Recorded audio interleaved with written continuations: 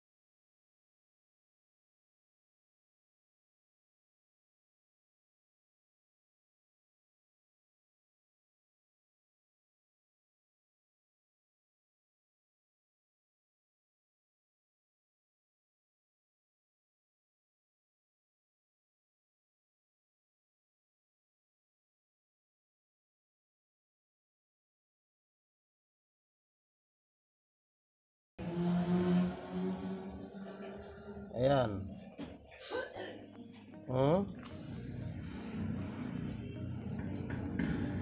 Ayan. Ayan ha. Ganyan na ha. Battery, fuse, to 10 ampere fuse, no? 10 ampere fuse po yan. At ito, dito na lang natin ilalagay ito. Yun yung ground. Dito nakakunik yan, no? Symbol na lang lalagay natin. Yan po. Green. Green wire po yan. Ang kabila niyan ay yung black. Ito, black white. Yan, black white yung kill switch. Ito. At yan ay black. Yan, black po yan. Yan ha. At dito mula dito sa positive ay red. Yan. Tawag po dyan ay ignition switch. Ignition. Sundan nyo lang po. Yan na, battery, fuse, at ignition switch. Ayan yan, ayos. Yan na po. Nandito naman ang aking tutorial diagram. Yan. Battery, ground, symbol. Ayan, symbol. Pasensyahan nyo ng aking drawing, no? Pero maiintindihan nyo yan. Ground. Yan, lalakahan na natin ng sulat para nakikita, no? At next nating ayan, ayan, ayan, ayan po, ang tawag po dyan ay 5-pin ECCDI, no? 5-pin sa mga Honda TMX 125 na old model. Iba doon sa 6-pin, 5-pin, hindi mga isip po yun, no? Sa mga Honda Whip, no? Mga unang labas na Honda Whip, 5-pin ang iba, ano po. Sulat, drawing natin ito, gamit tayo nito. Ito yung stator, no? Drawing natin ang stator. Ang stator po, ito po ang nagki-create ng kuryente, no? Kuryenteng AC kapag umiikot ang magneto. Ayan, malaki yan, no? Ayan, connected yan sa ground, may ground yan. Ayan, ground ng stator, no? Isa-isa natin, lalagyan natin ng ito, ang tawag po dyan ay primary. Yan, primary coil po, primary coil, no? Easy yan. Yan, pag umiikot yung magneto, nagkakaroon po yung kuryente yan, primary coil na kuryente papunta raw sa CDI. Siya nagsusupply na kuryente na AC, no? Sulat natin yung maliliit na sundan nyo, pasensya na po kung hindi maayos yung aking diagram, pero mas maiintindihan nyo naman.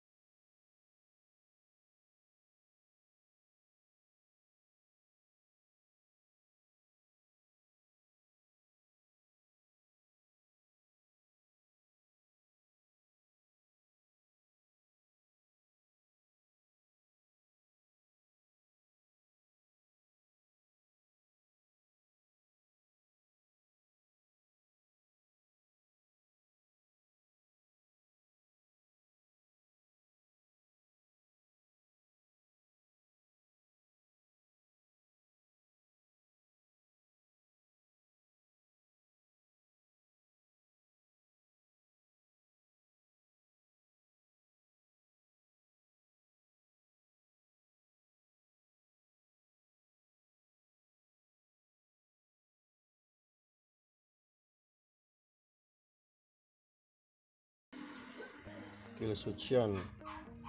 Ang kulay po niyan ay black white, ganyan na lang, symbol na lang po, ano, black white. Ayan, oh, black white yan, black white din.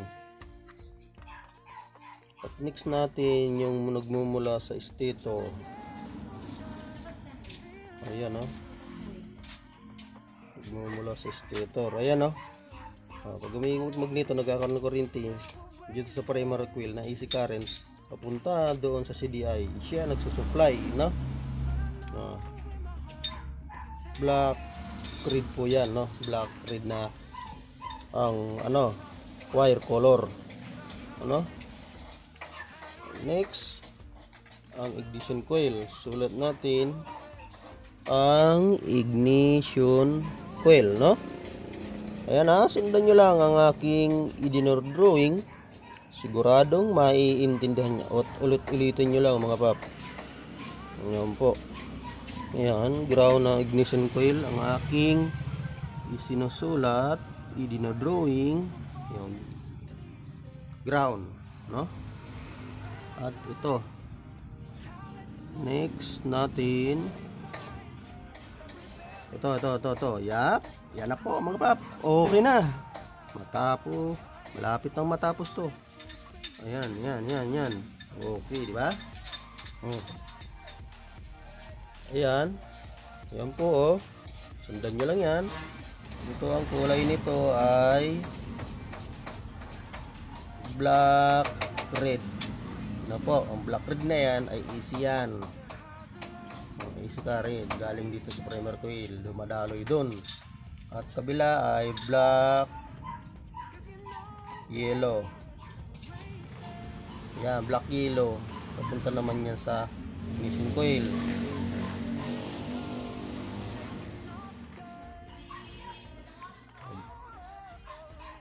Ulit natin. Buo na, ground na lang, symbol na lang, Ayan na. Ito nyo. Buo na. At ang spark plug. Good natin ng high tension wire yan. Yan, malaking wire yan. High tension wire ang tawag dyan, no? Ayan po.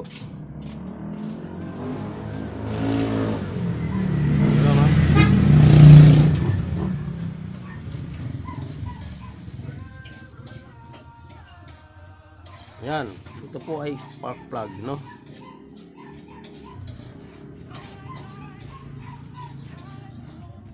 Yan, spark plug, no? Ayan na, mga pap, ang aking drawing diagram sa 5-pin ECCDI ignition system, no? Half wave stator, ground, pulsar. Yan yung half wave stator. EC primary coil, ayan, dumadalo yan. Siya nagsusupply. Kahit wala pong battery, kahit walang regulator, ay tatakbo yan dahil naka-AC type tayo. Kaya po, ang ating isusunod ay ang 5-pin DCCDI ignition system. Ano po, panoorin at subscribe po ang aking mga itinuturo. Ayan po, next. Mga pap, ang aking isusunod na i-drawing ay ang 5-pin DCCDI Mio Sporte. Ito, 5-pin, no? Sulat natin 5-pin DCCDI ignition system.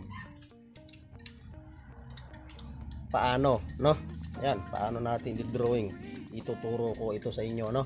Ito po ay sa Mio, no? Dito natin Mio is 40, no? Ayan, sundan nyo to. Siguradong matututo kayo, no? Drawing natin. Unahin natin i-drawing ito, battery. Ayan po, battery ang aking iguguhit muna. Ayan, battery na ang aking ginagawa. Sundan nyo lang, mga tol, matututo talaga talaga kayo, no? Ayan. Yan. Yan. Ayan na, ayan na, ayan na, ayan na. Buo na, buo na.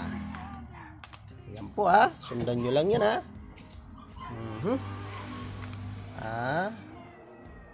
positive, negative, 12 volt battery.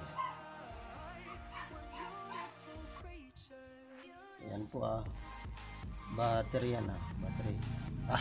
Magulo ang sulat ko ground. Ayan sundan nyo lang yan ayan na po, ground ng battery. At ito positive, papunta sa fuse yan. May fuse kasi yan. Hop. Hop.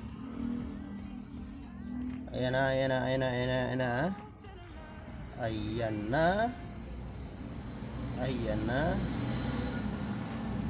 Hop. Ayan na 10 ampere fuse. Ayan na po 10 ampere fuse, no? Sundan nyo yan siguradong maiintindihan nyo to. Next ang switch, no? Susian, ano? Next natin ang ayan na, hindi magandang gawa ko ayan na, ayan na, ayan na po, ayan na. Hop. Kulay red. At ito brown. Brown na. Ayan hindi magandang aking sulat, no? Nanginginig ng aking mga kamay. Pasma dun na, no? Ayan. Naisulat ko na. Next natin itong half wave pa rin mga pap, half wave, no? Pero symbol, the wiring diagram. Gawin natin. Ayan yan ang symbol, no? Talaga ng diagram ng ayan sundan nyo lang yan up.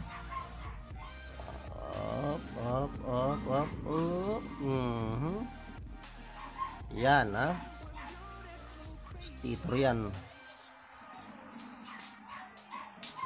Stator. Ayan sundan nyo lang mga tol at maiintindihan nyo ang diagram na ito. Ayan po. Yan. Tawag nito pulser. At ito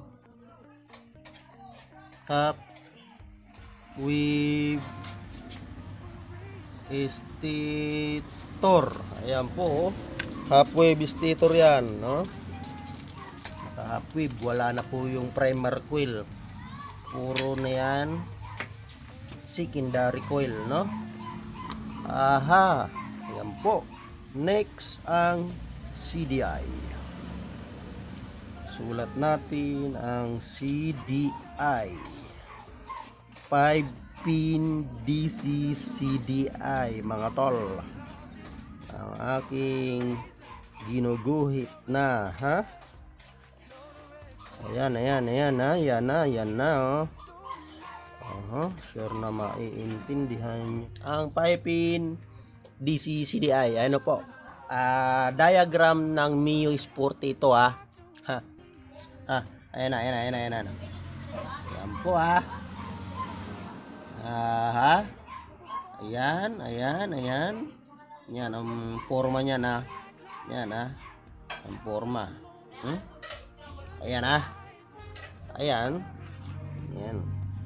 yung 5-pin DC CDI, limang wire, no? Ang ibig sabihin, unahin natin yung gitna, no? Turuin natin yung gitna. Ang gitna, yun yung ground, no? Ground, no? Ang ground ng mga Yamaha ay black, no? Ground. black. Ayan ha. Sinusulat ko na. Ayan po. Umuwi pa ba eh, matanda rito? Ayan po. Oo. Ayan ha mga tol. Naisulat ko na ang brown. Itong ground. Yun yung black, no? Ground yan ha. Next ang pulsar. Pulsar positive, no po? Pulsar positive kulay red po yan. Ayan na po ang kulay niyan ay white red, no? White red po, white red. Ganun ka na lang para symbol, white red. Ayan na. Next ang negative. Ayan na. Negative po ang aking idinodrawing ng pulsar. Ang kulay po niyan ay white blue. White blue yan ha. Tandaan nyo na lang mga pap. Ito baybayin nyo na lang yan, no? Ini yung white blue yan ha. Ito white red na po. Ayan pulsar, no? Sundan nyo yan ha. Ayan po. Dalawang wire na lang, no? At ang isang wire na ito ay papunta sa ayan na po, ignition coil. Ayan no, diagram ng ignition coil. Maliit yata yung nagawa ko ayan no, sundan nyo lang. Ayan po ignition coil yan ignition coil. Ayan na po. At ito kabila ground ng ignition coil na symbol na lang, no? Ayan na, naubo na yan. Ground. Ayan po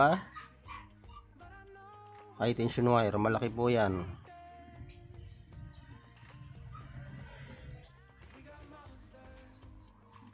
Ayan po.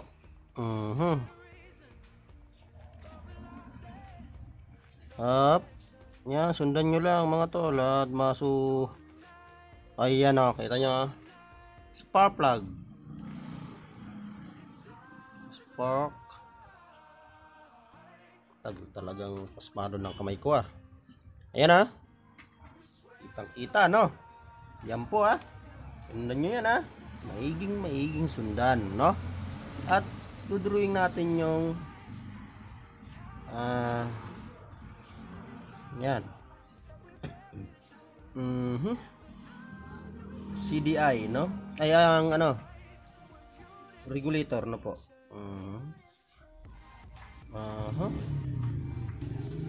Yan po, red. Ayan Ayan po red yan. Red.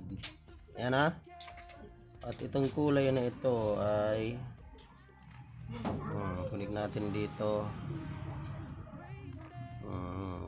Ayan po. Sundan nyo lang.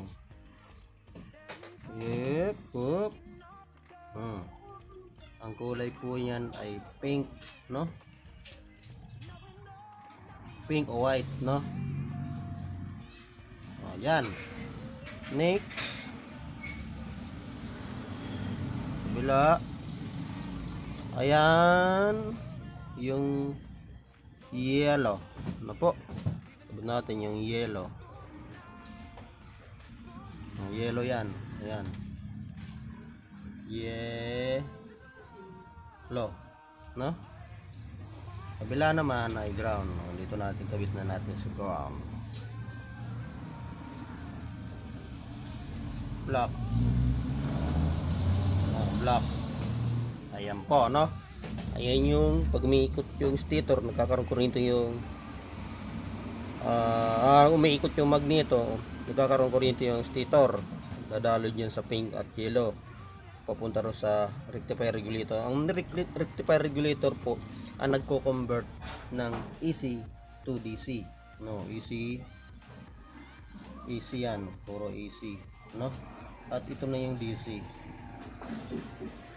Ito yung DC positive at ito yung DC negative po, no? DC negative, no? Ground ng battery, ano? Correct.